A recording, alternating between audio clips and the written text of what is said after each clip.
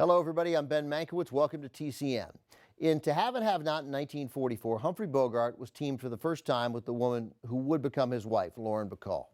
Bogey and Bacall had on-screen chemistry. They had off-screen chemistry. They had science class chemistry. They were like walking, talking Bunsen burners, assuming one of the Bunsen burners was 25 years older than the other.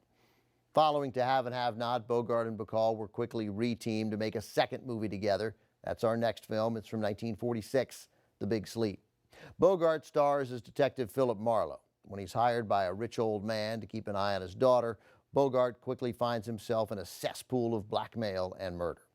When director Howard Hawks originally shot The Big Sleep in 1944, Bacall's role was relatively small.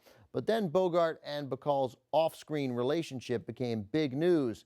And after a brief preview of the first cut, the studio instructed Hawks to beef up not only Bacall's role, but also steam up her scenes with Bogart. So the version we're going to see is that recut version, the one ultimately released to theaters with entire scenes added to ramp up the Bogey-Bacall heat. And speaking of heat, watch for the scene when Bogart visits a bookstore on a stakeout. The owner of the bookstore is played by Dorothy Malone, who knocks back a few shots with Bogey. This was Malone's first major role. A decade later, she won an Oscar for Written on the Wind.